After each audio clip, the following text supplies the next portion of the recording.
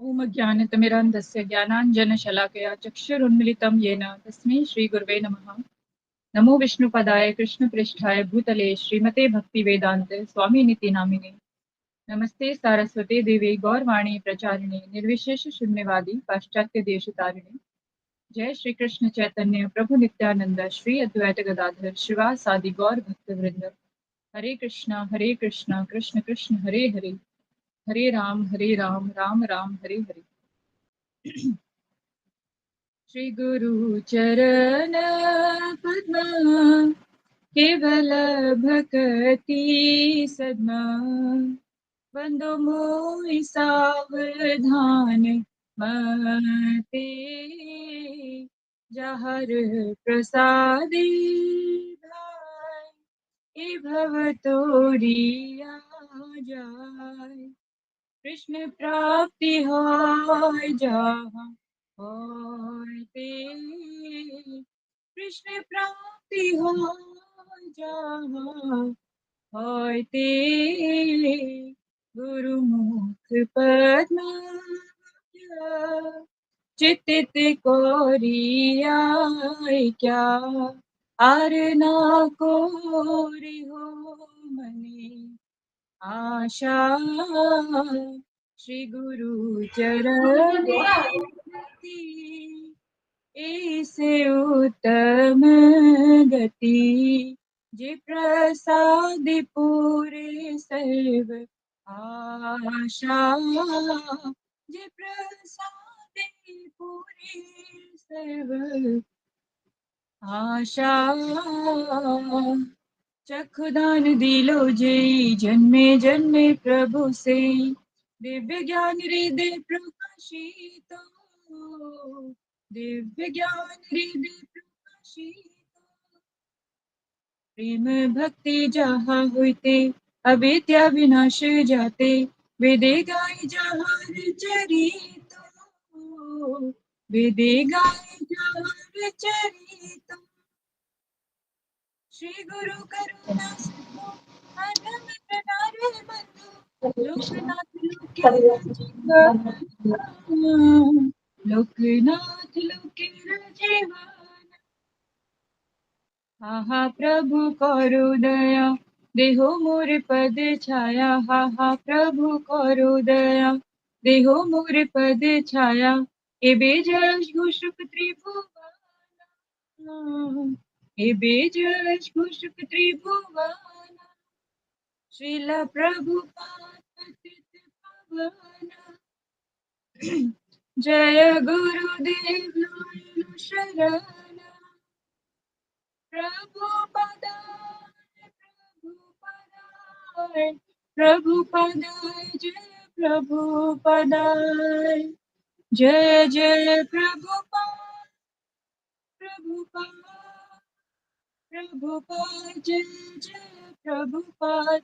जय जय गुरुदेव गुरुदेव गुरुदेव, जय जय गुरुदेव। निताय गौर हरि बोल, हरि बोल निताय गौर हरि बोल, निताय गौर हरि बोल, हरि बोल निताय गौर हरि बोल। हरे कृष्ण। हरि बोल। बहुत सुंदर माता जी, वंदना धन्यवाद का अनुवाद इस प्रकार है। जी। हमारे गुरुदेव के चरण कमल ही एकमात्र साधन है जिनके द्वारा हम शुद्ध भक्तिमय सेवा प्राप्त कर सकते हैं।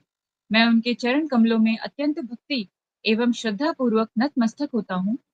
उनकी कृपा से जीव भौतिक क्लेशों के महासागर को पार कर सकता है तथा कृष्ण की कृपा प्राप्त कर सकता है। मेरी एकमात्र इच्छा है कि उनके मुख कमल से निकले हुए शब्दों द्वारा अपनी चेतना को शुद्ध करूं। उनके चरण कमलों में अनुराग ऐसी सिद्धि है जो समस्त मनोरथों को पूर्ण करती है।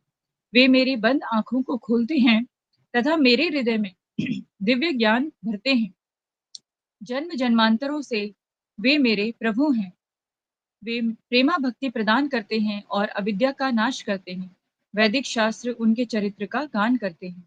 हे गुरुदेव, हे प्रभुपाद, करुणा सिंधु तथा पतितात्माओं के मित्र, आप सबके गुरु एवं सभी लोगों के जीवन हैं। हे गुरुदेव, मुझ पर दया कीजिए तथा मुझे अपने चरणों की छाया दीजिए। आपका यश तीनों लोकों में फैला हुआ है। हरे कृष्णा, दंडवत प्रणाम, प्रभुपाद की जय। जय धन्यवाद माता जी, बहुत बहुत धन्यवाद। जुमा गुराई माता जी, हरे कृष्णा। हरे कृष्णा प्रभु जी, दंडवत प्रणाम। सही भक्त चलो चरण प्रणाम में। माता जी। जी माता जी, कल के बारे में अगर बता सकते हैं तो। जी प्रभु जी, मज्ञातिमिरन्दश्रीगानञ्जन शलाकचक्षुर्मिलितं येन तस्मै श्रीगुरुवे नमः। विष्णुपादाय कृष्णप्रेष्ठाय भूतले श्रीमते भक्तिवेदान्त स्वामिनिधि नामिने नमस्ते सरस्वती देवी प्रचार निर्विशेष शून्यवादी पाश्चात्यस्थान। जय श्री कृष्ण चैतन्य प्रभु नित्यानंद श्री अद्वैत गदाधर शिवासादि गौर भक्तवृंद। हरे कृष्ण कृष्ण कृष्ण हरे हरे, हरे राम राम राम हरे हरे। सभी को दंडवत प्रणाम। कल जैसे कल संडे था तो संडे में गुरुजी रामायण पे सत्र लेते हैं। जो अगले जैसे सबरी का सत्र लिया था, फिर अगले हफ्ते भरत और भरत जी का जो विरह था उसके ऊपर चर्चा हो रहे थे।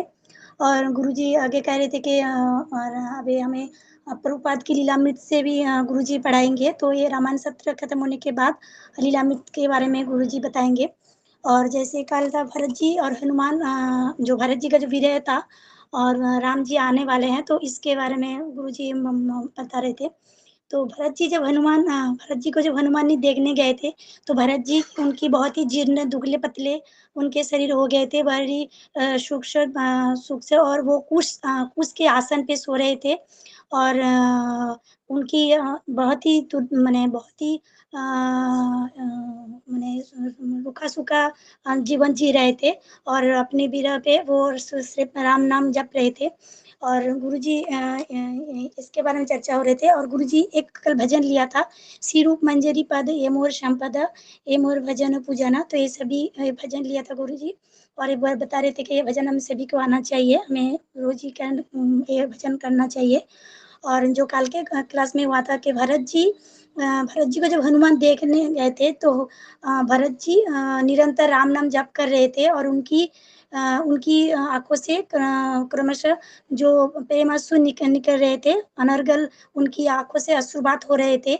तो भरत जी के पास सब कुछ था, एक पत्नी था, उनके पास सिंहासन था, राज्य था, राम जी उनको सब कुछ दे गए थे, पिता में सब कुछ था। लेकिन उनकी मन सभी राजत्व, सभी पत्नी, सभी से विरह से राम नाम पे लगा था, वो राम नाम जप कर रहे थे।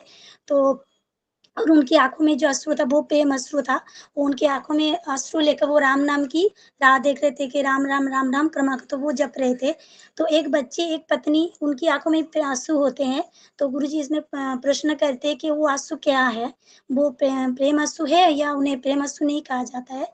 तो माता जी ने उत्तर दिया था कि अगर वो विरह रूप से होते हैं तो वो प्रेम आंसू है। प्रेम आंसू है कि वो निस्वार्थ रूप में स्वार्थहीन, कोई स्वार्थ बिना ही उनकी प्रेम करते हैं। तो इसकी उनकी विरह से वो अश्रु अपने आंखों से निकलते हैं, तो वो प्रेम अश्रु है। और गुरुजी एक बार बोल रहे थे कि भागवत में बताया गया है, जब आध्यात्मिक गुरु संसार छोड़ के चले जाते हैं तो शिष्य के आंखों में आंसू नहीं होता है, तो वो एक अपराध है। तो जब एग्जाम्पल के तौर से प्रभुपाद जब चले गए थे, तो महाराज राधानाथ स्वामी महाराज वो वृंदावन पे थे, वो विग्रह सेवा पे लगे थे। जब उनको ये खबर पता चला, तो वो वहाँ से दौड़कर जो वहाँ पे सोने का जो पहले से प्रभुपाद की जो मूर्ति है उधर आ गए हैं, और उनके पास गए, बहुत बहुत जोर से रोए। और बहुत आंसू करने के बाद वो मैं अनाथ हो गए, ऐसे ऐसे गिड़गिड़ाए थे, जैसे उनकी मैंने बहुत ही कोई प्रियजन आपन जन चले जाते हैं। तो ऐसे प्रभुपाद की जाने की खबर सुन के बहुत सारे रोए हैं। तो ये प्रेम अश्रु है। ये प्रेम अश्रु जब नीलते, कोई स्वार्थ बिना ही ये अश्रु होते हैं, इसमें माने कोई स्वार्थ नहीं रहते, एकदम प्रेम के आधार से वो अश्रु होते हैं। तो और जो संसार पे हम लोग आंसू करते हैं, तो वो आंसू क्या है, तो ये आंसू हमें मोह युक्त आंसू होते हैं। हम मोह पे, 3 गुणों पे आधारित करके वो आंसू रहते हैं, तो वो प्रेम अश्रु नहीं है। और जो प्रेमाश्रु है वो एकदम निस्वार्थ रूप में है। तो भरत जी को जब देखने हनुमान जी गए, तो वह भरत जी के देखने हनुमान बहुत आनंदित और पुलकित हो गए हैं। और उनकी आंखों में आंसू देखकर वो भी आंसू करने लगे। तो एक प्रश्न उठते कि हनुमान जी क्यों आंसू कर रहे थे। एक तो भरत जी आंसू कर रहे थे कि वो राम जी के विरह में, लेकिन हनुमान जी क्यों कर रहे थे। तो इसमें उत्तर में गुरुजी बताए हैं कि एक भक्त जब दूसरे भक्तों को देखते हैं, उनकी भक्ति को देखकर वो एक व्यक्ति को आँखों में भी आँसू आ जाते हैं।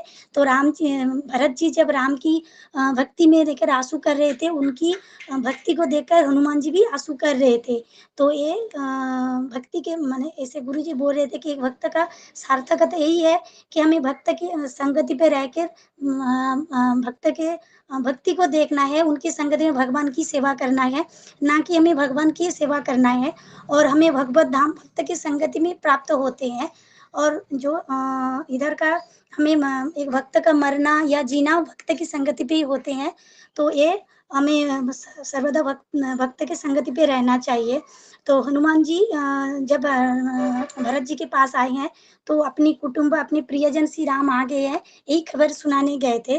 तो हनुमान जी और जो राम का जो संवाद है, तो इधर में राम जी हनुमान को क्यों भेजे थे, ये प्रश्न उठता है। तो इसमें उत्तर में गुरुजी सभी को प्रश्न पूछते कि क्यों भेजे थे राम को। तो राम जी यही देखने आए थे कि हनुमान जी को भेजा था कि भरत जी कहते कि आपको, अगर आपको आने में थोड़ी भी देर हुई, कुछ मुहूर्त भी माने कुछ मुहूर्त भी निकल गए, तो मैं चिता पे अपने शरीर को खत्म कर दूंगा। तो यही सोच के राम जी भेजे थे कि तुम पहले भरत जी के पास जाओ, वो कुशल मंगल ठीक है ना। तो यही सोच के राम जी हनुमान जी को भेजे थे। और मैं माफी मांगती हूँ, मैं था, तो थोड़ा बहुत इतना भी लिखा था, मैं कल घर में नहीं था, तो थोड़ा बहुत ही लिखा था और मैं ज्यादा नहीं लिख पाए। हरे कृष्णा, सभी को दंडवत प्रणाम। धन्यवाद माता जी, बहुत सुंदर, धन्यवाद माता जी, बहुत सुंदर माता। माता जी, बहुत सुंदर। हरे कृष्णा, सब भक्तों को चरणों में दंडवत प्रणाम। हरे कृष्ण सभी भक्त। हरे कृष्ण प्रभु जी, धन्यवाद प्रणाम। हरे कृष्णा, हरे कृष्णा। हरे कृष्ण। सभी भक्तों के चरणों में धन्यवाद प्रणाम। कृष्णा, हरे कृष्णा। हरे हरे कृष्णा। प्रणाम गुरु जी, हरे कृष्णा। हरे कृष्ण गुरु जी, आपके चरणों में हरे कोटि कोटि कृष्ण प्रणाम। प्रणाम। हरे कृष्णा गुरु जी के चरणों में दंडवत हरे प्रणाम। कृष्णा गुरु जी आपके चरणों में कोटि कोटि प्रणाम। श्री वैष्णव भक्त के चरणों कमल में कोटि कोटि प्रणाम। श्री वैष्णव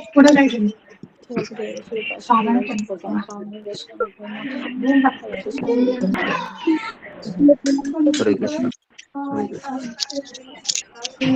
हरे कृष्ण गुरु जी, दंडवत प्रणाम। सभी भक्त चरणों में दंडवत प्रणाम। हरे कृष्णा गुरु जी, दंडवत प्रणाम, सभी को दंडवत प्रणाम। हरे कृष्णा। ओके।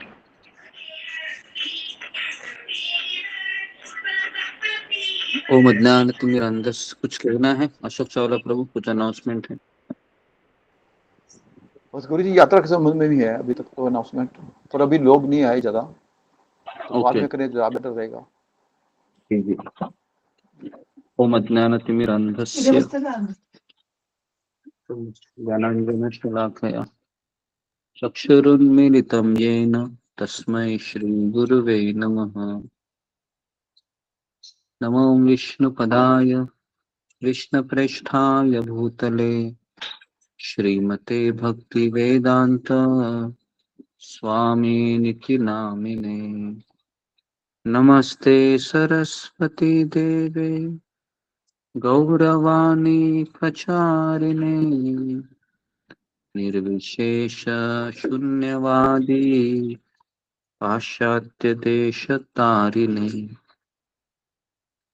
हे कृष्ण करुणा सिंधु दीनबंधु जगतपते गोपेश गोपिका कांत राधा कांता नमोस्तुते। तप्त कांचन गौरांगी राधे वृंदावनेश्वरी वृषभानुसुते देवी प्रणमामि हरिप्रिये। वाञ्छाकल्पतरुभ्यश्च कृपा सिन्धुभ्य एव च पतितानां पावनेभ्यो वैष्णवेभ्यो नमो नमः। जय श्री कृष्ण चैतन्य प्रभु नित्यानंद श्री अद्वैत गदाधर श्रीवासादि गौर भक्त वृंद। हरे कृष्णा कृष्णा कृष्णा हरे हरे, हरे राम राम राम हरे हरे। मुखं करोति वाचालं पंगुं लंघयते गिरिं, यत्कृपातमहं वन्दे श्रीगुरुदीनतारिणम्।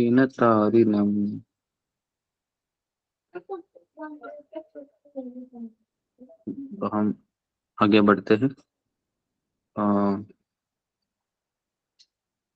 चैतन्य चरितामृत पढ़ रहे हम, है ना। आज सोमवार है, बराबर ना अशोक चावला प्रभु? जी जी गुरु जी।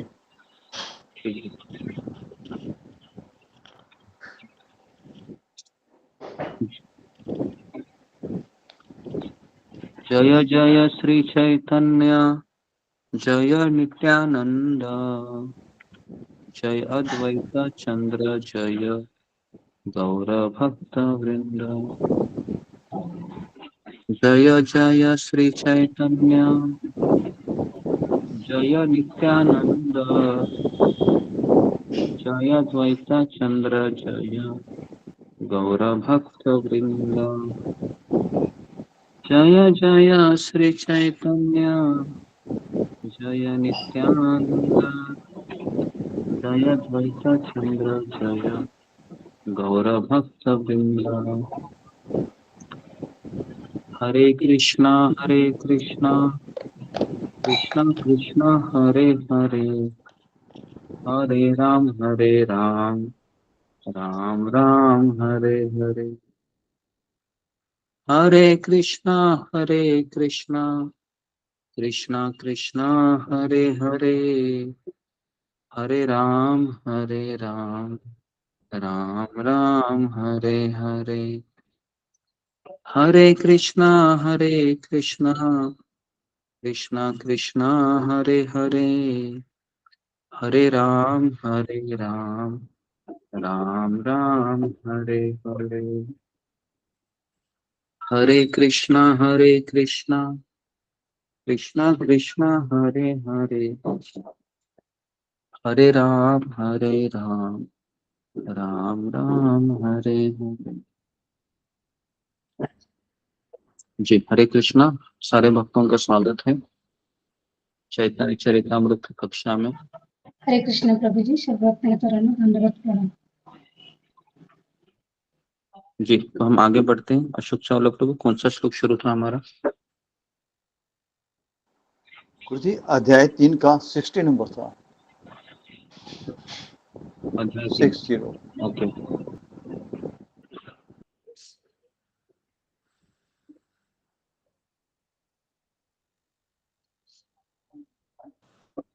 तो हम चैतन्य चरितामृत में से आदि लीला का चैप्टर 3 श्लोक क्रमांक 66 पढ़ रहे हैं। जी तो मैं श्लोक को दोहरा रहा हूँ, बहुत बड़ा श्लोक है वैसे तो।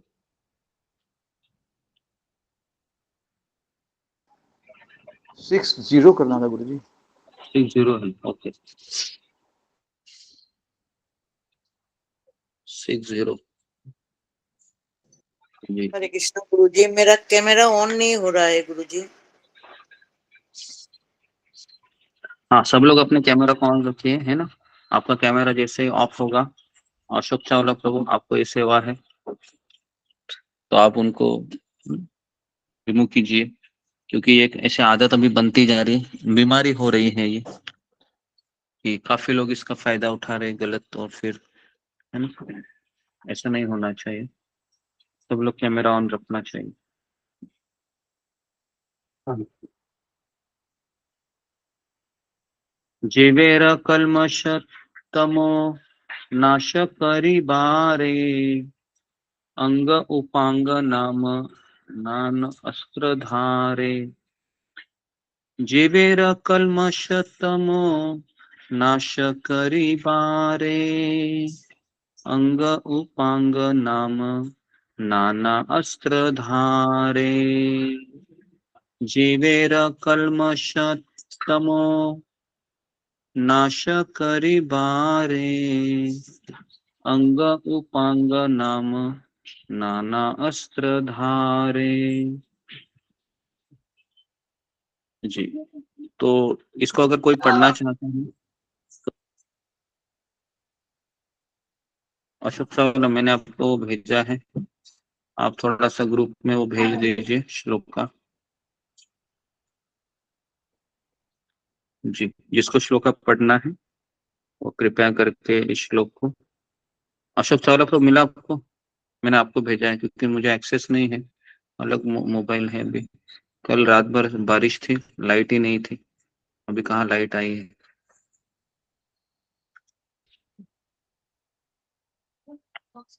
जी, अशोक चावला को मिला आपको? सुन रहे हैं अशोक चावला प्रभु या समाधि में चले गए आप?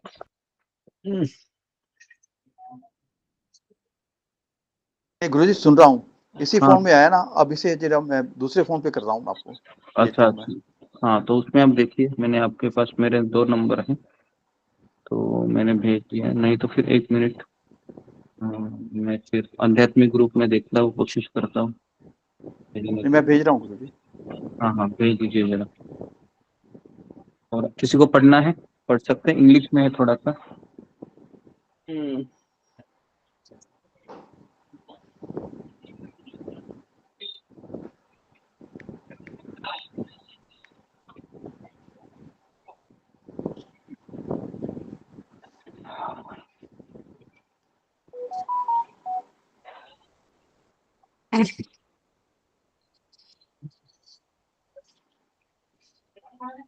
भेज दिया गुरु जी। जी, किसको पढ़ना है फिंगर को रेस करवाइए।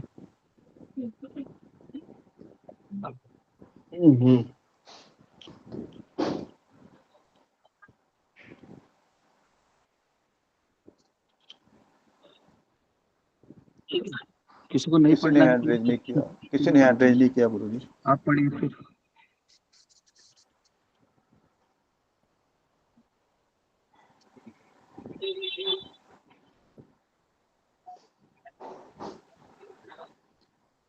जीवरा कल मासा तावो नासा करवी भी बारे अंग उपंग नामा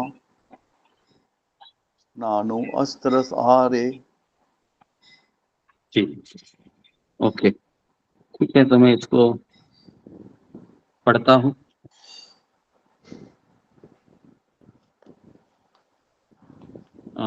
अनुवाद और तात्पर्य ऐसी भक्ति वेदांत स्वामी शिल प्रभुपाद जी द्वारा। अनुवाद: जीवों का पापमय जीवन अज्ञानता के कारण होता है। उस अज्ञान को नष्ट करने के लिए भगवान ने अपने कुल संगठन, भक्त और पवित्र नाम जैसे अनेक हथियार प्रस्तुत किए हैं। तो ये हो गया 60 श्लोक, जिसमें भगवान चैतन्य चरितामृत के लेखक कविराज गोस्वामी कहते हैं कि जीवात्माओं का पापमय जीवन अज्ञानता के कारण होता है, लेकिन ज्ञान होने के पश्चात भी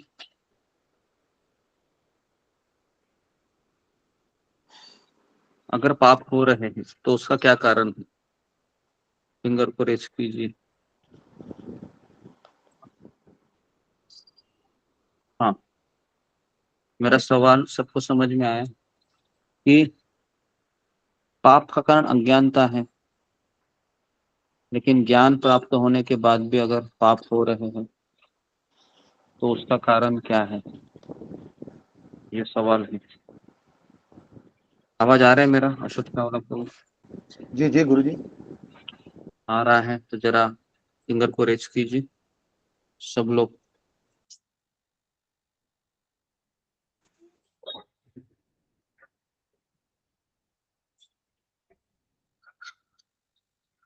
जी, मीनाक्षी रावत। हरे कृष्ण गुरुजी, दंडवत प्रणाम। श्री भक्तों का दंडवत प्रणाम। गुरुजी, मुझे लगता है कि ज्ञान मतलब ज्ञान होने से पाप इसलिए होता है क्योंकि एक तो हम इतने जन्मों के अनर्थ हम में होते हैं जिसकी वजह से हम पाप करने पे मजबूर होते हैं, और दूसरा कि अगर हम भक्ति में अच्छे से नहीं लगते हैं तो फिर वो चीज हम ज्ञान होने के बावजूद भी हम उस चीज को मतलब पाप को हम कर देते हैं, उसको कंट्रोल नहीं कर पाते अगर हम अच्छे से भक्ति में नहीं लगते। हम्म। जी जी। और कोई? अशोक चावला। जी गुरुजी। गुरुजी, जो भक्त हैं जिन्हें ज्ञान है, मैं गलत अच्छे बुरे का, सही गलत का, तो वो कई बार मन हावी हो जाता है उसके ऊपर, ज्ञान के ऊपर। आसक्ति हमारी परिवार के प्रति या किसी चीज़ के प्रति हावी हो जाती है, तो हम कर बैठते हैं। उसके बाद हम पछताते हैं, ये हमने अपने मन की सुनी है, अपने दिमाग की, अपने गुरु की नहीं सुनी, तो उससे वो गलती हो जाती है। कई बार हो जाती है, कई बार ठीक रहता है। ओके। और शुभांगी पाठक। हरे कृष्णा गुरुजी। गुरुजी, मतलब अच्छे से भगवान की भक्ति न करते हुए, आध्यात्मिक मतलब ज्ञान न लेते हुए ही पाप होता है। भगवान की सेवा वही तो भी ठीक से सेवा ठीक से नहीं हो रही है। ओके। और मेधा सिंह। हरे कृष्णा गुरुजी, दंडवत प्रणाम। सभी भक्तों को दंडवत प्रणाम। गुरुजी, जैसा कि आपने सवाल पूछा है कि हमें ज्ञान होने के बावजूद हम उसको अमल नहीं करते हैं, हमसे गलती हो जाती है, तो इसका कारण है कि हम मोह में बहुत जकड़े हुए रहते हैं। मन उतना भक्ति से स्ट्रॉन्ग नहीं कर पाते हैं, तो हमसे वो जानबूझ के हम गलती कर देते हैं, सोचते हैं कि उसका कुछ देखा जाएगा। उतना माया के बहुत प्रबल प्रभाव है। जैसे कि एक एग्जाम्पल है कि अगर भगवान आ जाए, कोई भगवान मतलब लेने के लिए हमें आ जाए और कहें कि चलो तुम्हें सीधा भगवान जी के पास लेके चलते हैं, वैकुंठ में जाओगे, लेकिन आपको किसी से नहीं मिलना है, तो भी हमारा मोह इतना है, सोचेंगे कि मिलके किसी को ये बता के जाए, वो बता के जाए, माता पिता को, पति को, बच्चों को कुछ बता के जाए, मतलब सीधा नहीं जाए। हरे कृष्ण।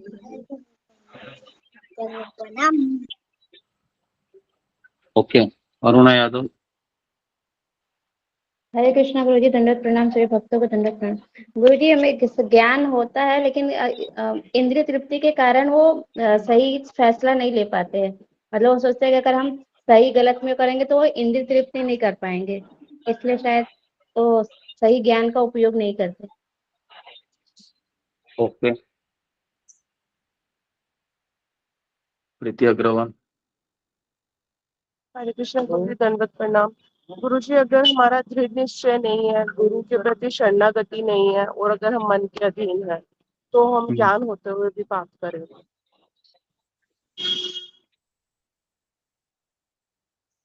ओके जी। ठीक है, तो सबने उत्तर तो दिया है, लेकिन किसी ने ये उत्तर नहीं दिया कि ज्ञान प्राप्त होने से हम सही दिशा में जाने का चुनाव करते हैं, लेकिन उस मार्ग पर चलते हुए हमें इस बात का आभास हो चलता है कि मेरे अंदर अभी भी पाप करने की प्रवृत्ति मौजूद है। मैंने पाप करना तो मैंने छोड़ दिया है, लेकिन पाप करने की प्रवृत्ति मौजूद है या फिर उपस्थित है। तो इसलिए कई बार ऐसे होता है कि जब हमारा सुबह का जपा अच्छे से नहीं होता है या फिर सत्संग अच्छे से नहीं होता है, तो फिर उस समय ये सारे अनर्थ हावी होने लगते हैं, और जब अनर्थ हावी होते हैं तो न चाहते हुए व्यक्ति पाप की श्रृंखला में जकड़ जाता है। और पाप का स्वरूप ऐसे होता है कि अगर हमने एक बार पाप किया, अनजाने में हो या जानबूझ के हो, पहले तो अनजाने में होते हैं, और अगर हम भक्तों के संगति में नहीं है तो जो जिस दिन मैंने पाप किया है वह जिस तरह से कॉकरोच होता है ना, आपने देखा होगा कॉकरोच। कॉकरोच जब एक घर में होता है ना, तो कई सारे कॉकरोच ऑटोमेटिकली हो जाते हैं उसका प्रजनन करते करते।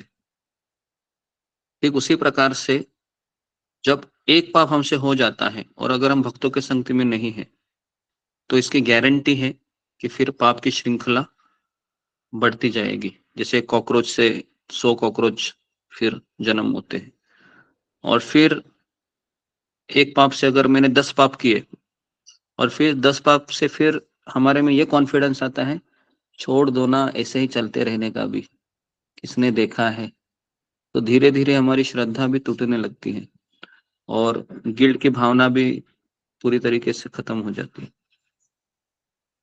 जी, क्या ये हो सकता है? ये हो सकता है। तो बहुत सारे भक्त हैं, शायद आपने अनुभव भी किया होगा ये, कि अगर हम कोई एक चीज पाप करते हैं सिन, और अगर हम भक्तों की संगति में नहीं है तो श्रृंखला है ना, 1 से 2 हो जाती है, 2 से 4, 4 से 8, 8 से 16, और फिर ऐसा लगने लगता है कि ठीक है भाई, नॉर्मल है सब, ये कोई बात नहीं, चलता है। क्योंकि भक्तों के संगति में ही हमें ये आभास होता है गलत है, गलत है, गलत है। लेकिन संगति में नहीं है तो पूरी दुनिया वही कर रही है, तो हम भी फिर उस दुनिया में शामिल हो जाते हैं। ठीक है जी। तो इस तरीके से ये है ना, बहुत बड़ा एक हमारे सामने एक सवाल है।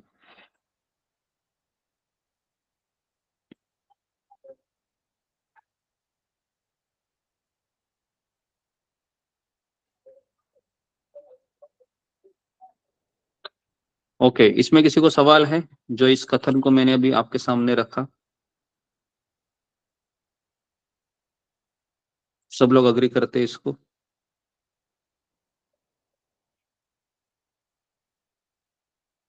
जी, शुभांगी पाठक,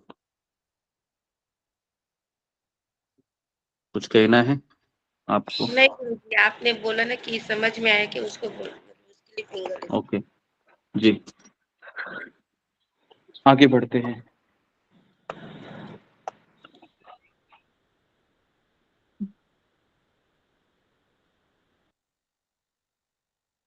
तो सब लोग कैमरा को ऑन कीजिए जिनको रिमूव किया गया है। ओके, देखिए यहाँ पर अज्ञान को नष्ट करने के लिए भगवान ने 3 अस्त्र लाए हैं। लिखिए, 3 अस्त्र है। पहले है भक्तों का संग, ये सबसे बड़ा अस्त्र है। दूसरा है भक्त, और तीसरा है पवित्र नाम। पवित्र नाम मतलब भगवान का दिव्य नाम। ये 3 शस्त्र है हमारे। सबसे बड़ा शस्त्र क्या है? भक्तों का संग, ये सबसे बड़ा शस्त्र है ना। इसके लिए मैं आप लोगों को कई बार कहूंगा, अगर भक्तों के संगति में दुख भी मिलता है ना, दुख एक्चुअली नहीं है, लेकिन हमारी बद्ध अवस्था के कारण हमें दुख लगता भी है भक्तों की संगति में, लेकिन फिर भी वहीं पर पड़े रहिए। गुरुजी, भक्तों के नाम, भक्तों का संग, और क्या बोल? हाँ, तो फिर भी हम वहां पर हमको पड़े रहना चाहिए। क्यों पड़े रहना चाहिए? क्यों पड़े रहना चाहिए? कौन मुझे बताएगा कि भक्तों के संगति में दुख भी मिल रहा है, फिर भी वहीं पर पड़े रहना चाहिए या वहां पर छोड़कर नहीं जाना चाहिए? जी, क्यों ऐसा है बताइए। ये सारी चीजें मैं आपको इसलिए बता रहा हूँ, छोटी छोटी चीजें हैं, ये हमें कोई बताएगा नहीं, विचार मन में आ सकते हैं। जी, सुजाता महापात्र। हरे कृष्णा गुरु जी, भक्तों के संग से रहने से हमें माया पकड़ नहीं पाती है, इसलिए। हमें माया पकड़ नहीं पाती है। ओके, और कोई इससे भी मजबूत उत्तर? सात्विक वर्मा। हरे कृष्णा गुरु जी, दंडवत प्रणाम। गुरु जी, भक्तों के संग में रहने से हम पाप करने की प्रवृत्ति और हमें पाप करने की प्रवृत्ति नहीं आती हमें, और हम गलत चीजों में नहीं पड़ते। ओके, और अनुराधा गोयल। हरे कृष्णा प्रभु जी। प्रभु जी, ये तो ये दोनों पॉइंट तो हैं, ये साथ में प्रभु जी, इसके अलावा और कोई चारा भी नहीं है हमारे पास। जी, चारा नहीं है, इसका तात्पर्य क्या है वही मैं जानना चाह रहा हूँ। प्रभु जी क्या कहते हैं अभी चैतन्य महाप्रभु बता रहे हैं कि क्या कहते हैं भगवान भक्तों के संग के अलावा भक्तों का संग नहीं करेंगे जब तक भगवान के पास जा ही नहीं सकते भगवान के धाम। ओके, तो मैं इसका एक जीता जागता उदाहरण दे रहा हूँ आपको, ठीक है। तो एक ट्रू स्टोरी है कि एक भक्त है, भक्तों के संगति में कई साल बिताए थे उन्होंने, मंदिर में सेवा दे रहे थे, लेकिन एक भक्त का दूसरे भक्त के साथ बिल्कुल जमता नहीं था, है ना। एक दूसरे का मुंह नहीं देखते थे। हाँ, होता है ऐसे कभी कभी, क्योंकि हमारी बद्ध अवस्था के कारण ऐसा हो सकता है। क्योंकि अभी आप सब लोग हैं बहुत, मुझे लगता है कि हमारे ग्रुप में 5 to 10% भक्त हैं जो मंदिर में जाते हैं, सेवा करते हैं, लेकिन 90% भक्त ऐसे ही हैं जो सत्संग में आकर, है ना, यहाँ पर श्रवण करते हैं और माला कर रहे हैं। ऐसे ही है 80-90% भक्त। तो इसलिए ये शायद स्टोरी आपको पता नहीं कितना सूट करेगी, लेकिन अगर आप मंदिर में जाते हो, सारे भक्त हमको अच्छे नहीं लगते हैं और एकाध भक्त उनको अच्छा नहीं लगता है, तो जब वो बीमार पड़े थे या फिर अंतिम समय में थे, तो उसने देखा कि वही भक्त है मेरे पास बैठकर कीर्तन कर रहा है। आई बात समझ में आपको? कुछ समझ में आया आपको? नहीं आया? कितने लोगों को समझ में आया? ये स्टोरी एंड हो जाती है यहाँ पर। कितने लोगों को ये बात समझ में आई अभी? अगर आप बुद्धिमान रहेंगे, ध्यान रहेगा तो समझ में आएगा। अगर आपका मन दूसरी जगह है तो नहीं समझ हैग्री में प्रभु की भी स्टोरी ऐसे ही है ना? हैग्री प्रभु की भी स्टोरी ऐसे ही है ना फिल्म?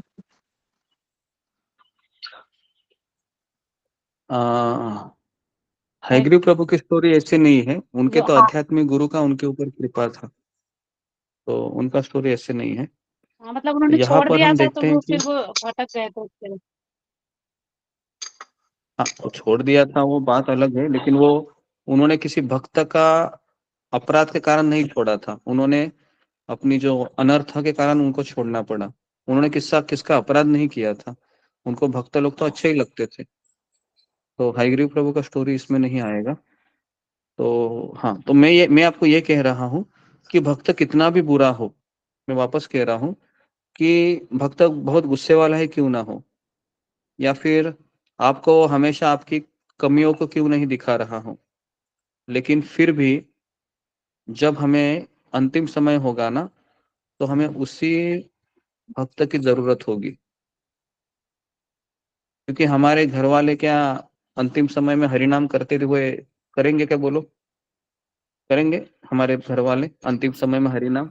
ऐसे नहीं करेंगे, नहीं कोई करेंगे। नहीं करेगा। सब लोग बोलेंगे तेरा फेवरेट क्या है, खाने को क्या चाहिए, बोलो ना, मरते मरते पूरा भाई खा लो, परिवार अगर है ना। जुड़ा रहेगा तो करेंगे। तो कहने का पूरा तात्पर्य परिवार अगर यही। जुड़ा रहेगा तो करेंगे।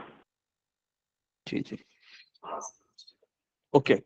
तो मैं आपको ये बताना चाह रहा हूँ कि भक्तों का संग कैसा भी हो, उसी में पड़े रहना में ही भलाई है। क्योंकि भक्त का एक अच्छा गुण होता है, वो भगवान से प्रेम करता है, भगवान से प्रेम करता है, यही अच्छा गुण होता है। ठीक है, बाकी तो ऊपर नीचे तो सब जगह पर है ना, सब जगह ऊपर नीचे है। जी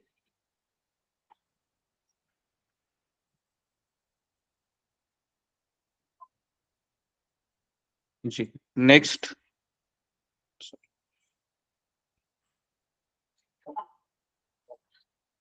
अगला श्लोक अभी हम लेते हैं।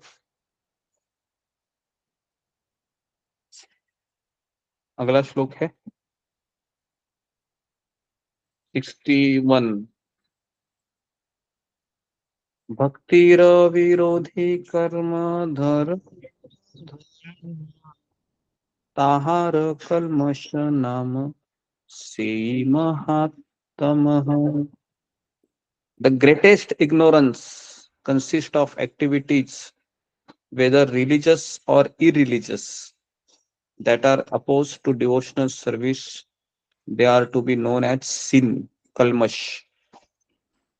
जी, the greatest activity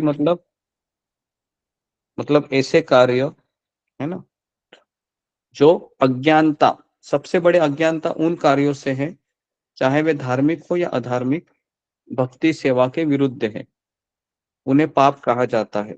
तो पाप का डेफिनेशन लिख लीजिए कि अज्ञानता के कारण जब हम कोई भी कार्य करते हैं, अज्ञानता के कारण हम कोई भी कार्य करते हैं, चाहे वो धार्मिक हो या अधार्मिक, अगर वो भक्ति के विरुद्ध है तो उसको पाप कहते हैं। क्लियर है? कोई मुझे उदाहरण देना चाहेगा अगर किसी को यह व्याख्या समझ में आई है? कि कौन ऐसा उदाहरण देना चाहेगा? अभी कौन सा कार्य है? गुरु जी एक बार और जी, बताइए ना फिंगर को लास्ट, रेज कीजिए। धार्मिक हो या अधार्मिक हो। धार्मिक हो या अधार्मिक कार्य है जो अज्ञानता के कारण होते हैं और जो भक्ति के विरुद्ध होते हैं, भक्तिमय सेवा के विरुद्ध, उसको पाप कहा जाता है।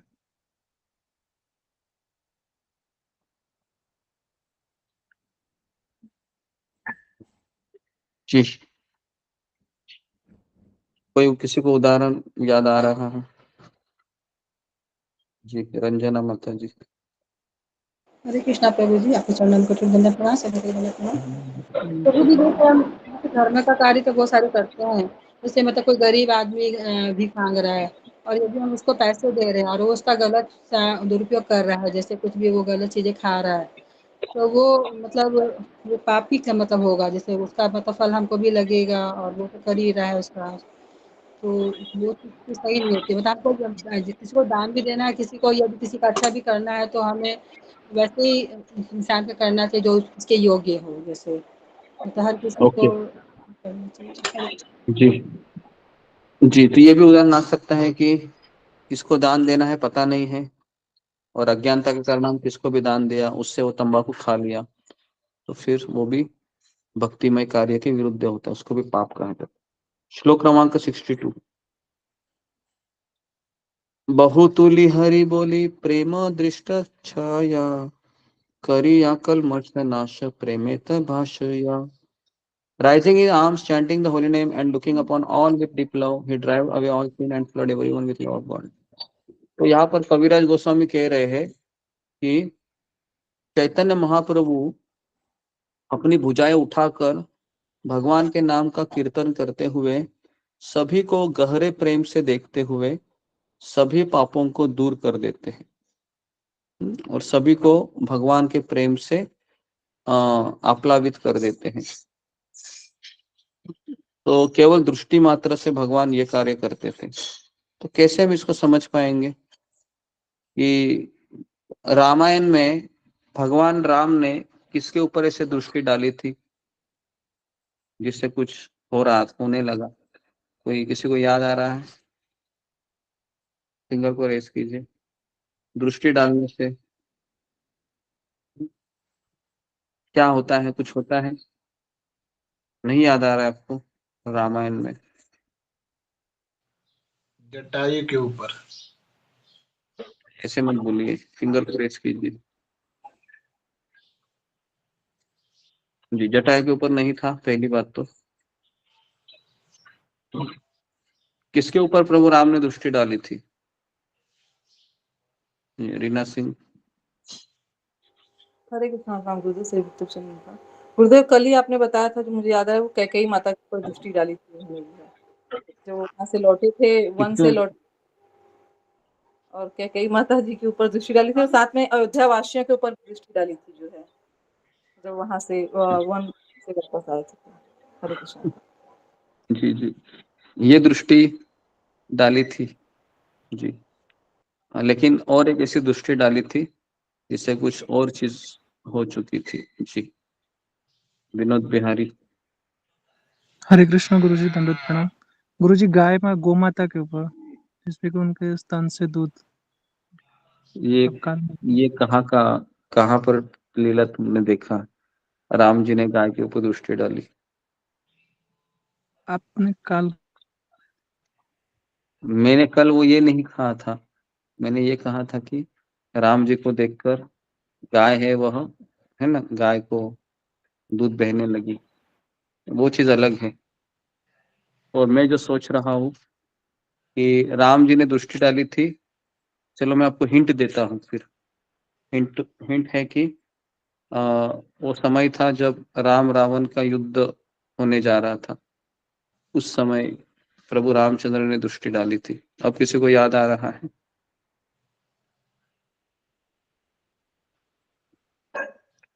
जी, धनराज समुद्र पे दृष्टि डाली थी। हाँ, और क्या रास्ता हुआ था बनाने की। समुद्र को दृष्टि डालने से? समुद्र भयभीत हो गया था। हाँ, भयभीत हो गया था। ओके जी, वेरी गुड। तो ये इसका उत्तर है ना? तो समुद्र के ऊपर दृष्टि डालने से समुद्र है वो उबलने लगा, है ना? तो एक बार परम पूज्य राधा गोविंद स्वामी महाराज प्रवचन दे रहे थे और वो कह रहे थे जो भगवान है ना, उनको कहिए कि आप समुद्र के पास जाइए, जो खुद को भगवान समझते हैं कलयुग में, और उनको कहिए कि समुद्र के ऊपर दृष्टि डालिए, है ना? और फिर देखते हैं कि समुद्र का पानी उबलने लगता है क्या, है ना? तो महाराज कह रहे थे कि उनकी आंखें सूख जाएगी देखते देखते, लेकिन समुद्र का पानी कभी उबल नहीं जाएगा, ठंडा ही रहेगा। तो ये मुझे अच्छा लगा कि, है ना, जो लोग अपने आप को भगवान समझते हैं, ऐसे लोग। वो तो गुरुजी उन्होंने बाण का संघान किया था। हाँ, बाण का संघान किया था उसके ऊपर, धनुष के ऊपर। हाँ, बाण का संहार किया था, लेकिन उसके पहले उन्होंने दृष्टि डाली थी और उसके पश्चात फिर उन्होंने सोचा कि अभी मैं समुद्र देवता को सबक सिखाऊंगा, उसके लिए उन्होंने बाण उठाया था। लेकिन इसके दो वर्जन है, एक रामचरितमानस है, वाल्मीकि रामायण है। देखना पड़ेगा कि कौन से समय में उन्होंने दृष्टि डाली थी, लेकिन दृष्टि डाली थी, क्योंकि ये मैंने राधा गोविंद स्वामी महाराज से सुना था, जो इस्कॉन के वरिष्ठ शिष्य है। ओके, तो आगे बढ़ते हैं अभी हम। तो अगर आपको भागवत सुननी है तो मैं आपको रिकमेंड करूंगा कि आप परम पूज्य इस्कॉन के एक बहुत बड़े सन्यासी हैं जिनका नाम है परम पूज्य राधा गोविंद स्वामी महाराज। चाहे तो आप लिख लीजिए। इतनी सुंदर वो हिंदी में भागवत कथा करते हैं, रामायण की कथा भी इतनी सुंदर करते हैं कि मैं जब जहाज में था तो इनके लेक्चर बहुत सुनता था हिंदी में, और एक बिहारी ढंग से वह हिंदी बोलते थे, तो इतना सुंदर लगता था सुनने के लिए। और महाराज बहुत उसमें विनोद भी करते हैं, हास्य विनोद, है ना? तो वो भी बहुत अच्छा लगता था। तो अभी महाराज वृंदावन में रहते हैं, उनको पैरालिसिस हो गया है, चल फिर नहीं पाते महाराज। अगर आप वृंदावन में गए तो कभी आपको उनको दर्शन मिलेंगे।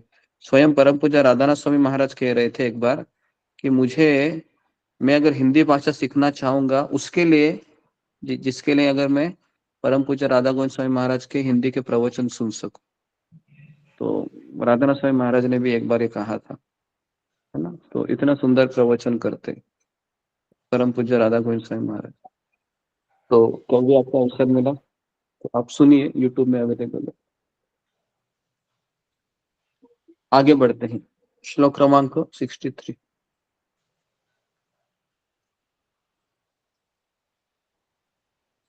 भगवान श्री चैतन्य के रूप में भगवान की परम पुरुषोत्तम कृपा हम पर बरसती रहे।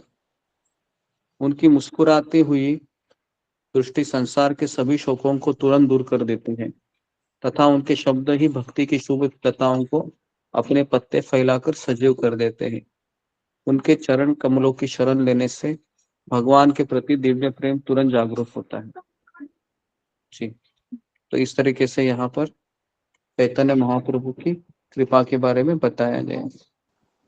गुरु जी अभी मैं क्षमा आपको करें, गुरु जी हाँ क्षमा करें, जी, गुरु जी जरा धीरे धीरे बोलेंगे तो हम लिख भी पाएंगे। हाँ हाँ जी जी जी, क्षमा हुआ जी। मैं एक्चुअली आप लिख रहे हैं मुझे पता नहीं है, जब तो आप लिखते रहे हैं तो फिर आप जी, तो आप लिखिए कि 63 श्लोक में चैतन्य महाप्रभु की कृपा के बारे में बताया गया है। इतना ही लिखिए कि चैतन्य महाप्रभु की कृपा किस तरीके से बरसती रहती है और समस्त शोकों को दूर कर देती है। इतना आप लिखिए।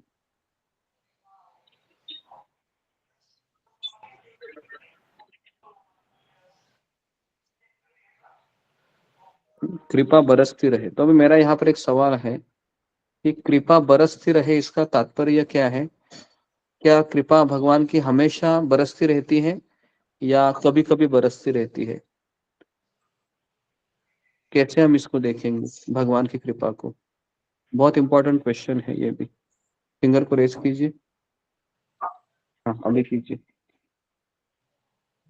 कैसे हम देखेंगे भगवान की कृपा बरसती रही है तो मेरे ऊपर क्यों नहीं आ रही है, मेरे ऊपर क्यों नहीं बरस रही है ना? तो यहाँ पर तो बरस रही है, जैसे बादल है, जैसे अभी रात को इतनी बारिश हुई थी, घमासान बारिश कि सब जगह पर अभी, है ना, पौधे हैं, झाड़ है, ऐसा लग रहा है कि उस वर्षा को उन्होंने ग्रहण किया रात को, और अभी इतने सुंदर तरीके से खड़े हैं, जैसे कि जो गर्मी का मौसम था उससे जो उनको पीड़ा हो रही थी, वो सारी पीड़ा थकान मानो दूर हो गई हो, ऐसे अभी खड़े हैं।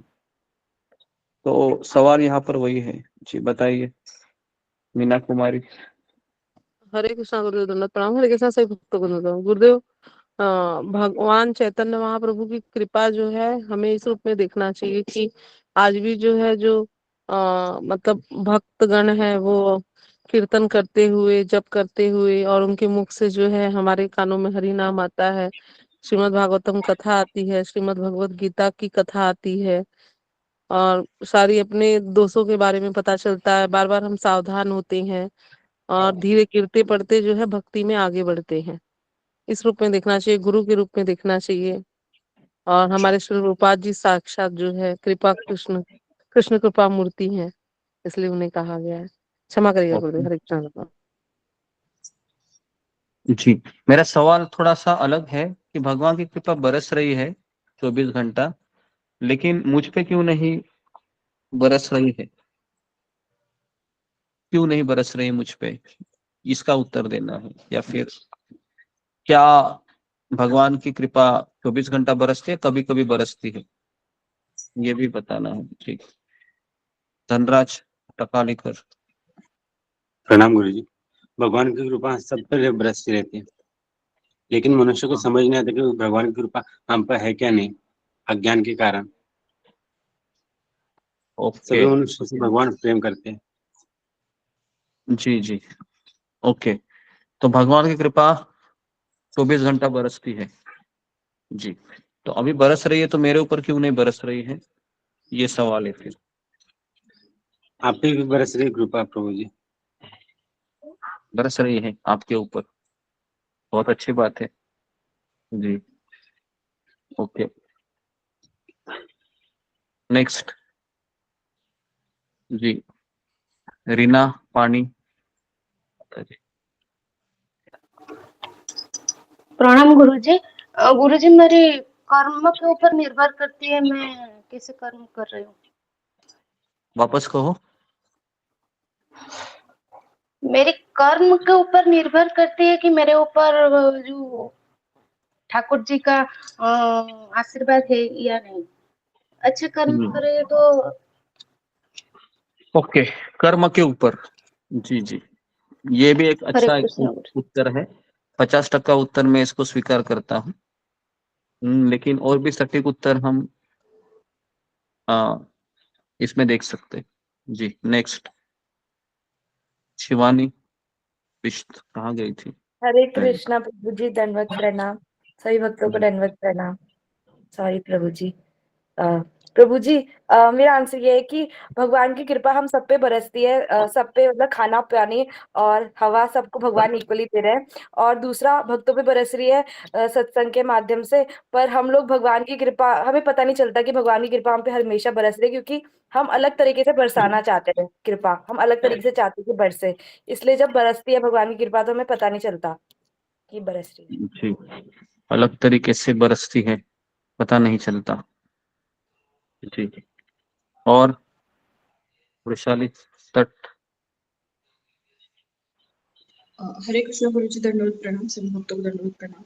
गुरुजी भगवान की कृपा सबके ऊपर बरसती है एक समान, जिस तरह से बारिश का पानी समुद्र में गिरता है और सभी ओर गिरता है, मगर वो हम समझ नहीं पाते कि भगवान की कृपा हम हमारे कौन से कार्यों से और किस कर्मों से हम क्या करें उससे भगवान की कृपा हम पर बरसेगी।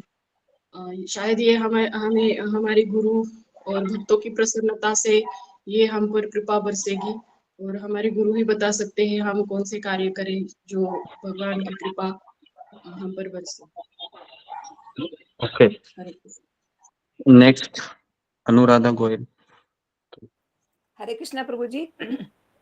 प्रभु जी ये ना हमारी पात्रता पर निर्भर करता है प्रभु जी, हम कितने लेने के कितने वो है, बरसती तो सबके ऊपर है, ये पात्रता के ऊपर निर्भर करता है। जैसे कि छलनी है, जैसे वो क्या कहते हैं जिसमें उसमें उतना ही जाएगा जितने उसमें से छेद हो रहे हैं, जितने जैसे सूर्य भगवान है, जैसे क्या कहते हैं सबके उसमें निकलते हैं। अब जो जैसे हम अंदर बैठे हैं तो हमें क्या कहते हैं हमें कोई मिलेगी उसकी सूर्य की रोशनी, ये हमारी पात्रता पर निर्भर करता है प्रभु जी, हम जी जी कितने कितना वो कर सकते हैं उसको जी ग्रहण कर सकते हैं।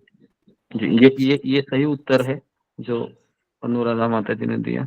अनुराधा माता जी, आपसे निवेदन है कि आप थोड़ा कैमरा ऑन करके बोलती रहोगी तो अच्छा रहेगा, सभी भक्त आपको देख पाएंगे कि इतनी अच्छी भक्त हमारे सत्संग में उत्तर भी देती है। तो ये सटीक उत्तर है इसका। इसके लिए उदाहरण देना चाहूंगा कि रेगिस्तान में भी बरसात होती है कि नहीं होती है, बताइए। रेगिस्तान में भी बरसात होती है ना, जैसे अभी उदाहरण दिया, लेकिन रेगिस्तान में पौधे उग सकते हैं क्या? पौधे या पेड़ पौधे रेगिस्तान में नहीं उग सकते, हालांकि वहां पर भी बरसात होती है। लेकिन उसी प्रकार से भगवान की कृपा जितने भी इस संसार में जीवात्माएं हैं सबके ऊपर हो रही है। लेकिन जैसे माता जी ने कहा कि योग्यता नहीं है, मेरी योग्यता नहीं है, इसी कारण मैं उस कृपा को अपने भीतर प्रवेश करा के अपनी भक्ति लता बीज को मैं बढ़ा नहीं पा रहा हूँ, क्योंकि मैंने मेरा हृदय को बंजर जमीन की माफी करके रखा है ना। लेकिन फिर भी भगवान इतने दयालु है कि उन्होंने मेरे ऊपर सत्संग रूपी कृपा की है। एटलीस्ट मैं सत्संग में सीख जाऊंगा एक ना एक दिन। एक ना एक दिन सत्संग में मैं सीख जाऊंगा, यही मेरा आसरा है, यही मेरा सहारा है ना। तो भक्तों का संग हमें कब तक चाहिए? तो अगर हम भक्ति में कितने भी प्रगत हो गए हो तो भक्तों की संगति की जो छत्र छाया है ये कब तक मेरे ऊपर चाहिए, कौन बताएगा? जी, कब तक चाहिए मुझे, या कुछ समय के लिए चाहिए?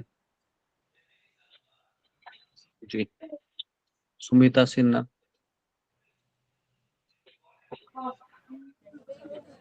हरे कृष्णा गुरु जी, दंडवत प्रणाम। हरि बहुत दंडवत प्रणाम। ये गुरु जी हम लोग को अंतिम समय तक चाहिए।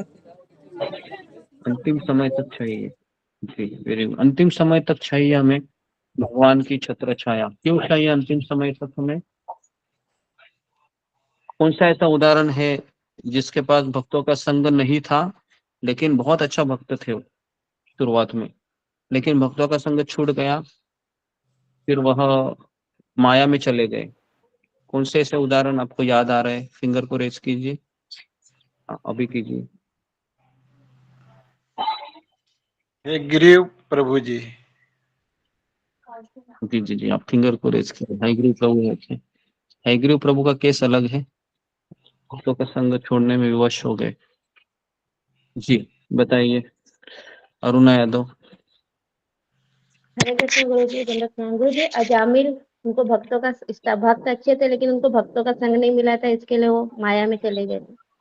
वेरी गुड, माया में चले गए क्योंकि भक्तों का संग नहीं था। और कौन सा उदाहरण आपको याद आ रहा है? जी, सुजाता महापात्र। हरे कृष्णा गुरु जी, भरत महाराज।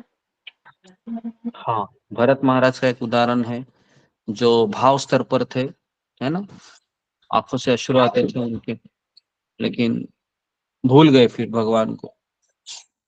और कोई उदाहरण इसको याद आ रहा है इसके अलावा? प्रीति अग्रवाल।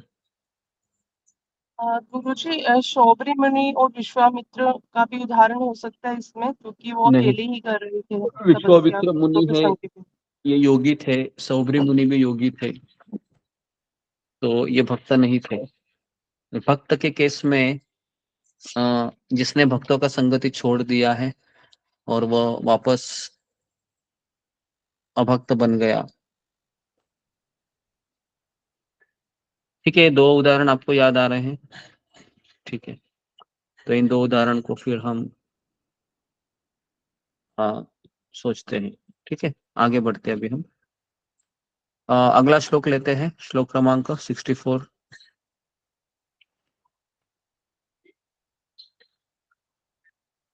श्रीअंग श्रीमुख ये करे दर्शन तारा, पापक्षय हय पाया पाया प्रेम धन। जो कोई भी उनके सुंदर शरीर या सुंदर चेहरे को देखता है वो सभी पापों से मुक्त हो जाता है और भगवान प्रेम की संपत्ति प्राप्त करता है। तो भगवान को देखने मात्र से सभी पापों से मुक्त हो जाता है, बराबर है। लेकिन हम अगर किसी को देखेंगे तो क्या होगा? अगर हम भगवान को छोड़कर संसार के व्यक्ति को देखेंगे तो क्या पाप चले जाएंगे या पाप और बढ़ेंगे? क्या लगता है? पाप चले जाएंगे और बढ़ेंगे, सिंपल है जी। शिवानी। प्रभु जी, पाप बढ़ेंगे क्योंकि हमारी इच्छाएं बढ़ेंगी, तो पाप भी बढ़ेंगे। ओके, तो हमारी इच्छाएं बढ़ेंगी तो इसलिए पाप बढ़ेंगे। अगला श्लोक 65 बराबर है। अशोक चावला प्रभु, आपने लिख लिया? जी जी गुरु जी। Translation: In other incarnation, the Lord descended with armies and weapons, but in this incarnation, his soldiers are his plenary parts and associates. तो यहाँ पर कविराज गोस्वामी कह रहे हैं कि बाकी के अवतारों में भगवान है वह अपने पार्षदों के साथ आते हैं और शस्त्रों के साथ आते हैं, लेकिन इस अवतार में है ना, इस अवतार में वह हरिनाम रूपी शस्त्र लेकर प्रकट हुए और भक्तों की सेना के साथ वो प्रकट हुए। क्यों भगवान ने ऐसा किया? कौन मुझे बताएगा? भगवान है इस अवतार में शस्त्र लेके क्यों नहीं प्रकट हुए? कौन मुझे बताएगा? मतलब शस्त्र मतलब जैसे तलवार है या चक्र है या फिर भाला है, तो ऐसे कुछ प्रकट नहीं हुए। क्यों ऐसा? क्या कारण हो सकता है? तो इसका सटीक उत्तर आप मुझे दीजिए जी। हिमांशु रे। हरे कृष्णा प्रभु जी, क्योंकि हमें उस समय मतलब राक्षस जैसे लोगों को मारना नहीं था, हमें भक्ति का प्रचारण करने का था और उन्हें भक्ति का प्रचारण करना था, भक्त बढ़ाना था, लोगों के डेल्यूसिव माइंड को ये करना था। हाँ, ओके, ये भी अच्छा उत्तर है। और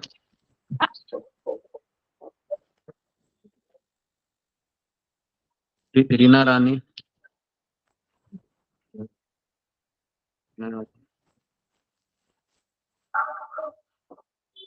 या फिर सुमिता सिन्हा। हरे कृष्णा गुरु जी, दंडवत प्रणाम। श्रीपतम दंडवत प्रणाम। ये गुरु जी आपने बताया था कि जो कलयुग में एक ही इंसान में दोनों चीज आते हैं, राक्षस और देवता। तो अगर भगवान शस्त्र लेके आएंगे तो सभी मर जाएंगे, तो वो हरि नाम रूपी उसे अगर करेंगे तो अंदर के राक्षस मर जाएंगे, और इसलिए भगवान ने हरि नाम में वो किया है, अवतार लिया है गुरु जी। हरे जी कृष्णा जी, गुरु प्रणाम। हाँ, वेरी गुड। ये सही उत्तर है कि अगर असुर और देवता है ना, वह एक ही व्यक्ति में उपस्थित है, तो इसके लिए अगर असुर को भगवान मारना चाहेंगे तो उनको फिर कलयुग में सारे लोगों को मारना होगा। तो इसलिए उन्होंने ऐसी दवाई लाई, हरे कृष्ण महामंत्र, जिससे वह अंदर के असुर ही मर जाए। है ना। एनेची औषधी माया नशीबार लागी, हरि नाम महामंत्र लाओ तुम्ही मागी। तो चैतन्य महाप्रभु कहते हैं कि मैंने एक ऐसी दवाई लाई है, मैंने एक ऐसी औषधि लाई है जिससे आप अपने अंदर के शत्रुओं को मार सकते हैं। और ये दवाई किसी मेडिकल स्टोर में नहीं मिलती है। ये दवाई कहाँ मिलती है? तो ये दवाई मिलती है केवल भक्तों के संगति में ही प्राप्त होती है। ठीक है जी। नेक्स्ट, अगला श्लोक। चैतन्य महाप्रभु यह शिव, ब्रह्मा और वरिष्ठ देवता लोग भी पूजा करते हैं चैतन्य महाप्रभु की। तो सामान्य व्यक्ति की या सामान्य मनुष्य की बात ही क्या है ना। तो वो कह रहे हैं कि वे अपने भक्तों को अपनी शुद्ध भक्ति सेवा का उपदेश देते हैं। क्या अगर कोई व्यक्ति राधा कृष्ण की पूजा छोड़कर अगर वह चैतन्य महाप्रभु की और नित्यानंद प्रभु की पूजा करेगा तो क्या वो भगवत धाम जा सकता है?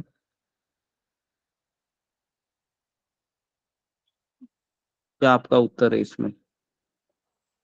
फिंगर को रेज कीजिए। अगर कोई व्यक्ति है राधा कृष्ण की पूजा नहीं करता है, केवल गौर निताय की पूजा करता है, तो क्या वो भगवत धाम जा सकता है? जी, नमिता साहा। हरे कृष्णा गुरु जी। अति चरणों में कोटि कोटि प्रणाम गुरु जी। सेवा करते हैं। हाँ गुरु जी, जा सकते हैं। क्यों जा सकते राधा हैं?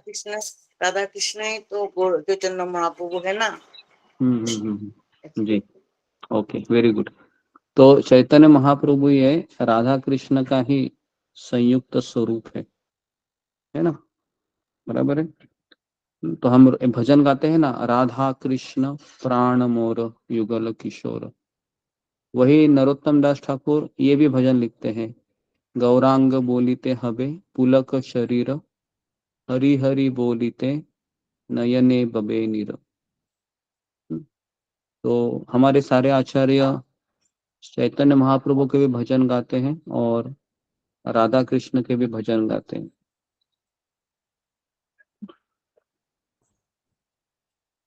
फिर कहते हैं कि जी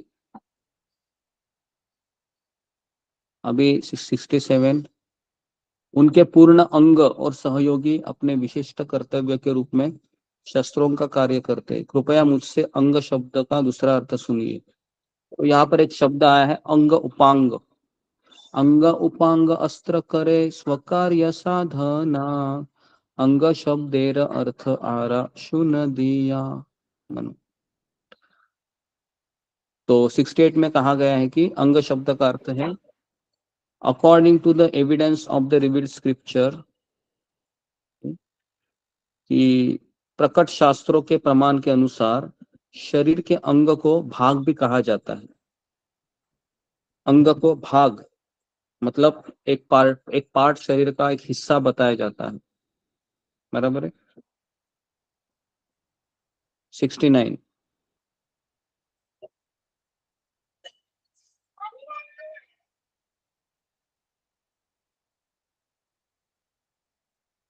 में कहते हैं कि हे देवों के देव, आप वास्तव में सभी के प्रियतम प्राण हैं, तो क्या आप मेरे पिता नारायण नहीं है? नारायण का अर्थ है जिसका निवास गर्भोदक्षय विष्णु से उत्पन्न जल में है, और वह नारायण आपका पूर्ण अंश है। आपके सभी पूर्ण अंश दिव्य है और माया की रचना नहीं है। तो यहाँ पर कविराज गोस्वामी कहते हैं कि चैतन्य महाप्रभु ये नारायण के भी स्त्रोत है, जो चतुर्भुजधारी है, जो महाविष्णु है। तो महाविष्णु के स्त्रोत चैतन्य महाप्रभु है।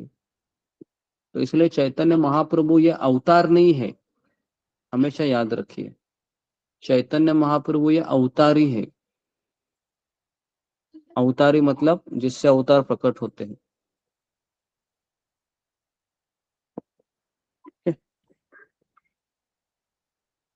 श्लोक क्रमांक 70 में कहा गया है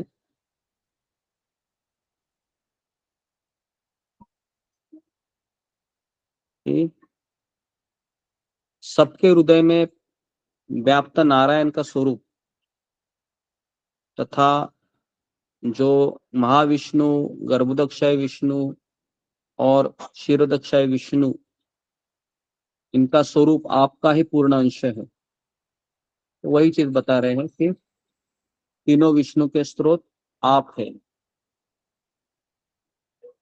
और मुझे बताएगा ये बार बार तीनों विष्णु का जिक्र क्यों आता है हमेशा जब से हम पढ़ रहे हैं? महाविष्णु, गर्भोदक्षाय विष्णु, क्षीरोदक्षाय विष्णु के स्रोत आप है। ऐसा क्यों नहीं कहते कि डायरेक्ट कि कृष्ण के अवतार है चैतन्य महाप्रभु? कौन मुझे बताएगा कि कविराज गोस्वामी इस तरीके से क्यों समझाते हैं बारंबार? इसमें भी कोई जी। बाकी के लोग क्या कर रहे हैं? सो रहे हैं। तो थोड़ा सा दिमाग लगाइए क्यों ऐसा कविराज गोस्वामी कहते हैं। जी सिमरन सेठी।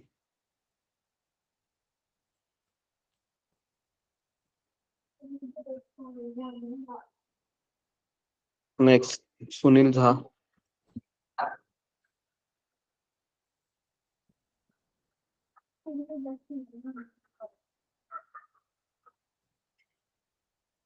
वैशाली तट।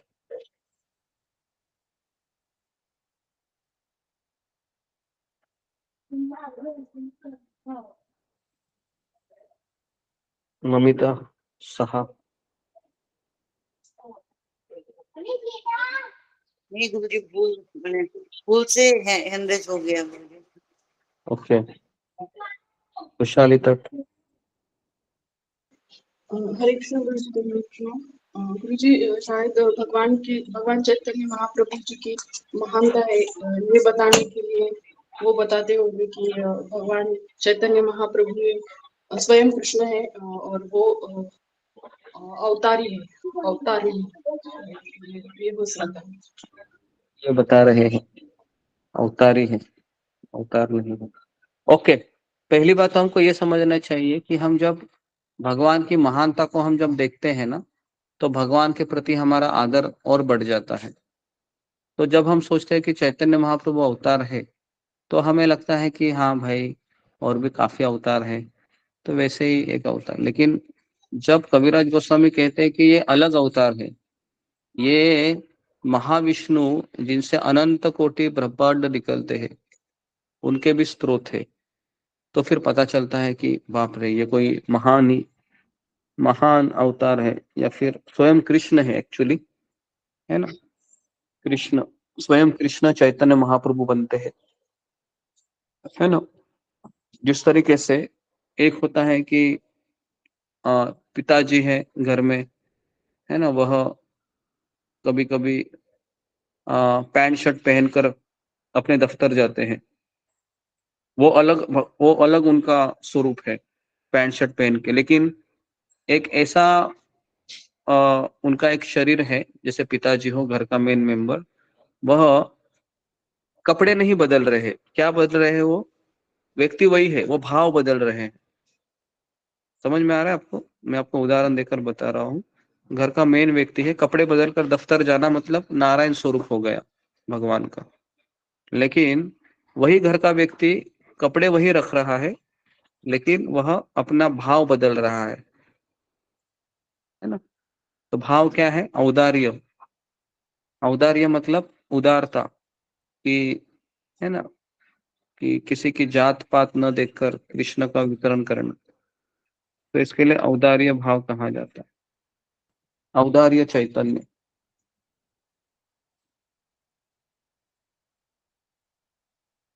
Seventy two.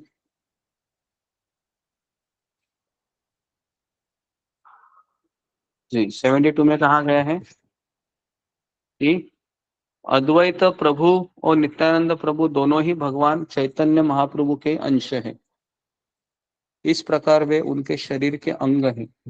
इन दोनों अंगों के भागों को उपांग कहा जाता है। तो अद्वैत आचार्य और नित्यानंद प्रभु ये भी चैतन्य महाप्रभु के ही पूर्ण अंश है, मतलब उपांग। अंग उपांग कौन मुझे समझाएगा? ये अंग और उपांग ये दोनों शब्द किसको समझ में आया है? फिंगर को रेस की। अंग और उपंग, उपअंग। जी, स्मिता मोहंती। गुरुजी धन्यवाद प्रणाम।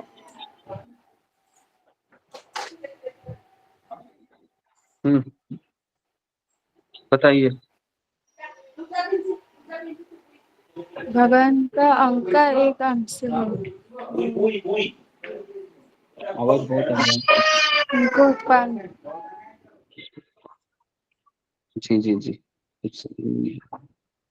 नेक्स्ट जी, मोतीलाल चौरासिया।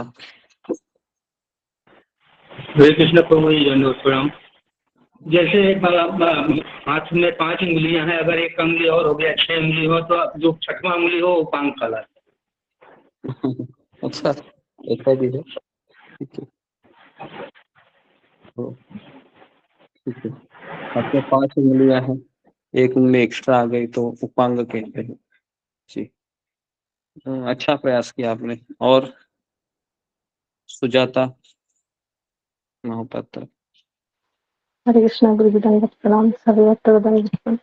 गुरु जी, ये चैतन्य महाप्रभु ये कृष्ण का अवतार है और कृष्ण ही है, और ये तो अंग है, और जो उपांग उन महाविष्णु कृष्ण के एक अंश कृष्ण ही से ही निकलते हैं।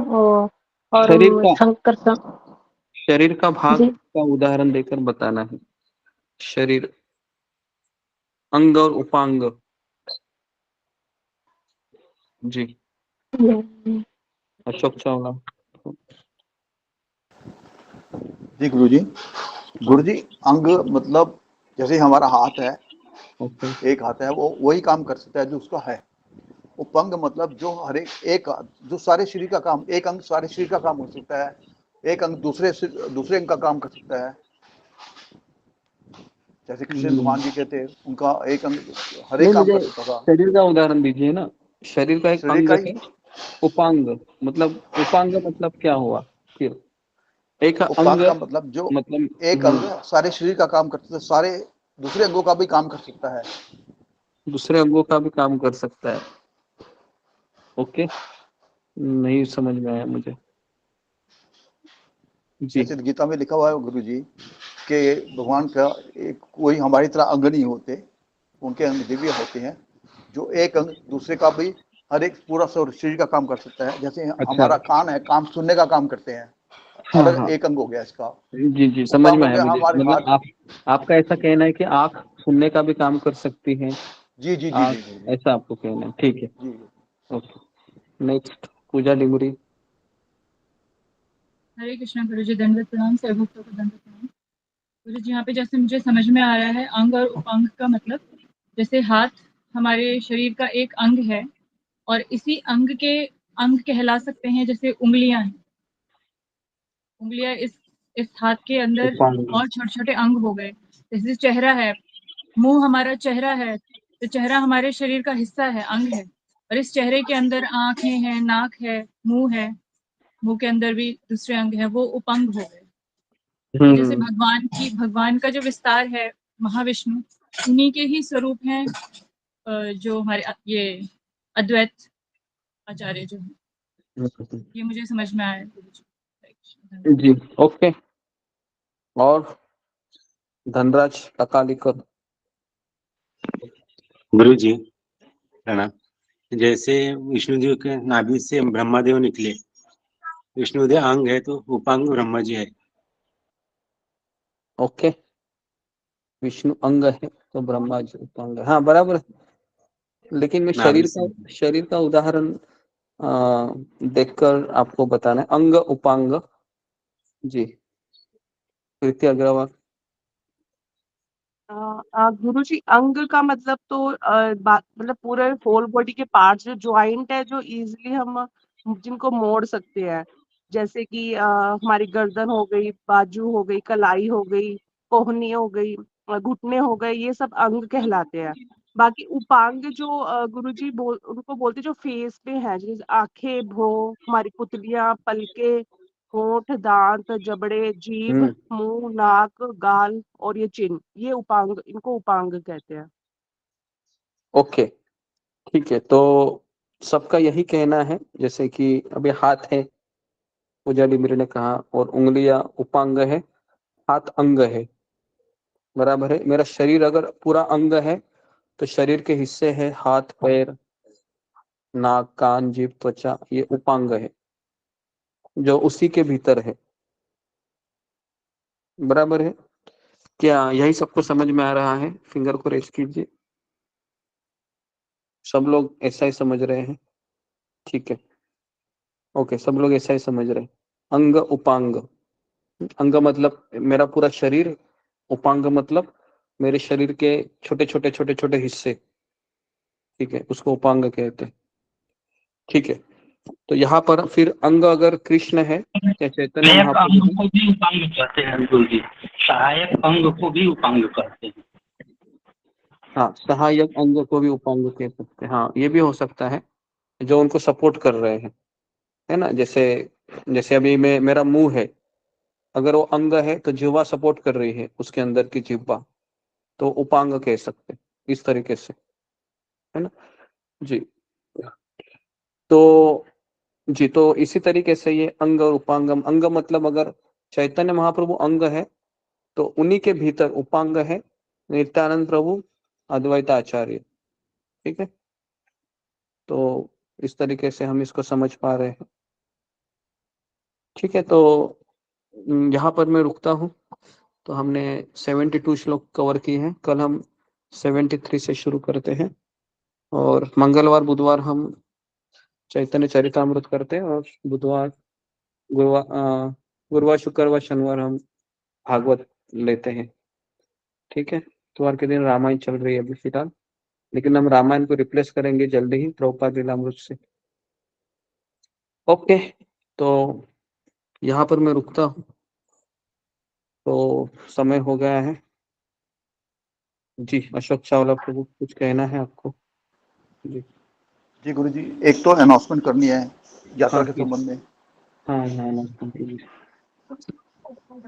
जैसा कि सभी भक्तों को मालूम है कि 2 नवंबर, 3 नवंबर, 4 नवंबर और 5 नवंबर 4 दिन, ये तीन तारीख से ले लीजिए, 3, 3, 4, 4, 5, 5, 6। 6।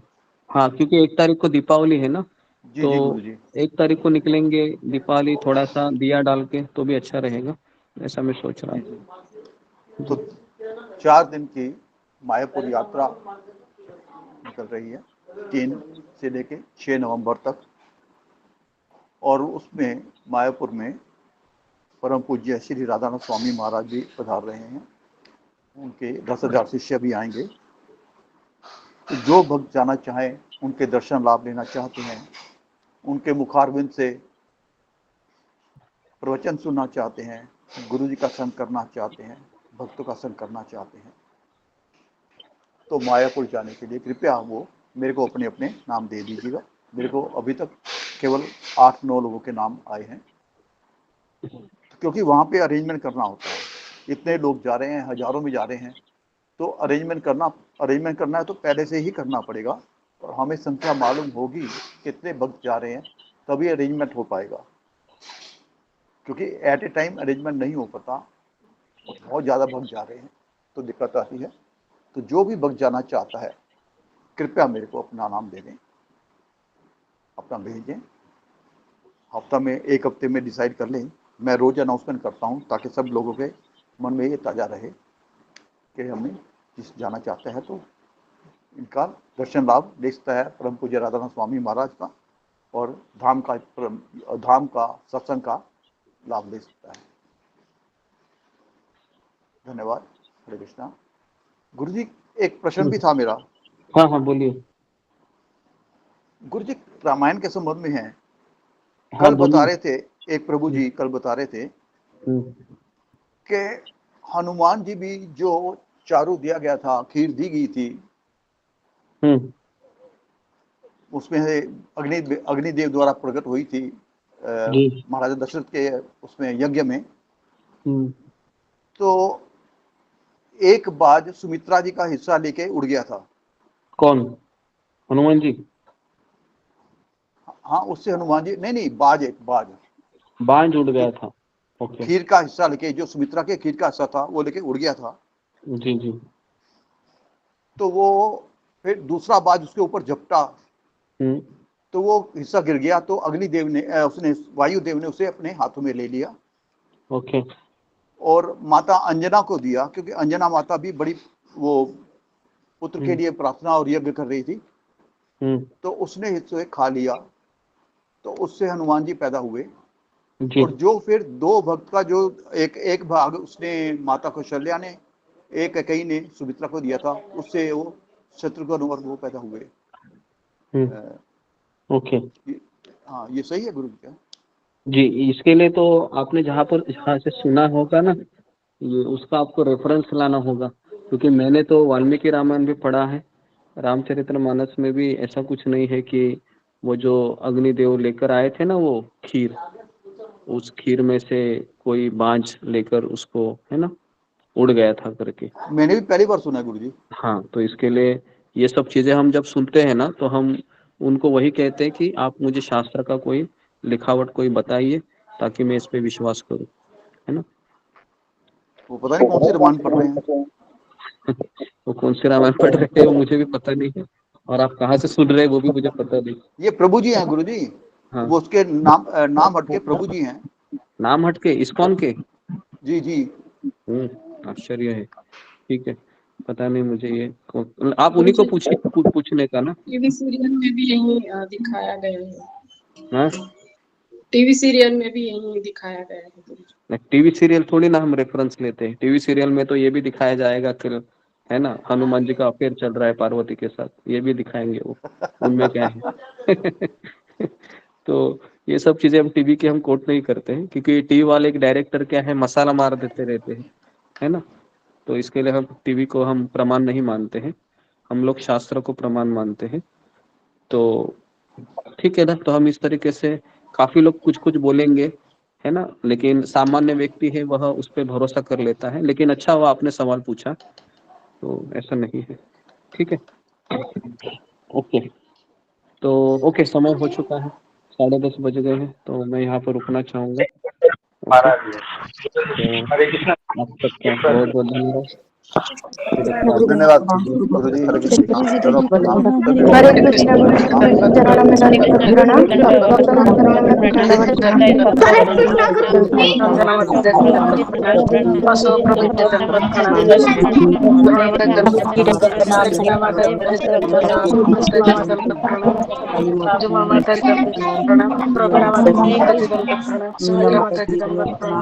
जी।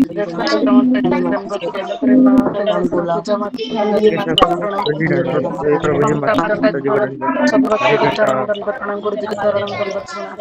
हरे कृष्ण। हरे कृष्ण गुरु जी।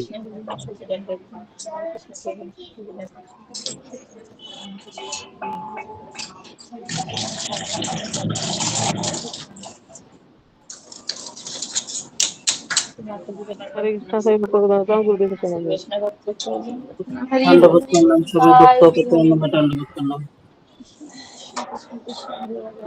हरे राम राम राम हरे